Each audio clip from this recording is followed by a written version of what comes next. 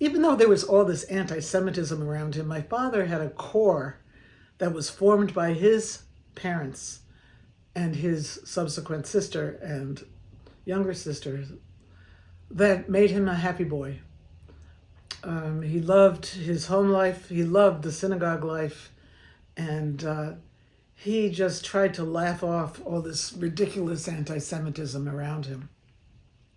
He did have two tragedies, however. He lost a younger brother, a little boy who was younger than him by 1 year, and he lost his mother when his mother was 36 years old, and he had a very hard time dealing with that. When his mother was about to die, this was actually in 1932 or 3, his mother said to him, "I want you to survive." She said, "Promise me." And my father, a little boy, young boy, said, "I will do that," although he didn't even know what it meant to promise somebody that they would survive. And then he had his bar mitzvah. It was a joyous event, but his father said to him, "You can no longer live here in Gunzenhausen. It is becoming so anti-Semitic now that Hitler has risen to power. I want you to leave this town and move somewhere else."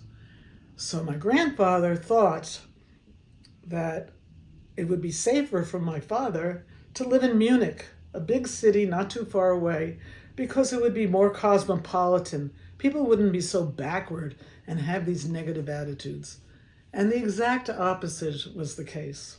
My father got to left Gunzenhausen and came to Munich, and it was even worse. The whole city had become very exuberantly anti-Semitic. My father, however, was saved in part during his high school years in Munich by two things. One, he was very smart, so he had no trouble doing all of the classwork and homework of his high school years. And the second thing, so he had plenty of time. What did he do with his extra time? He studied the piano so seriously that he considered having a career as a classical pianist. He never was able to continue that. The other thing that he did was he spent time in the synagogue in Munich, and he studied more Hebrew, more poetry. He listened to lectures of people like Buber who came by and Zionist leaders who came by. And with regard to Zionism, which, as you know, is the belief that the Jews should be able to return to their homeland and build a culture and society of their own called a state nowadays, and that is the state of Israel.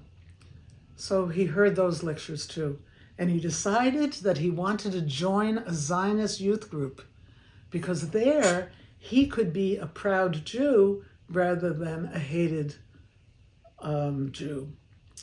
So he went to one of the various options. It was called Habonim, which means the builders. And something very special happened to him the minute he walked into that group that was singing together. He met a young girl, his age. Her name was Ilse. He thought she was beautiful. She thought he was smart, not exactly beautiful.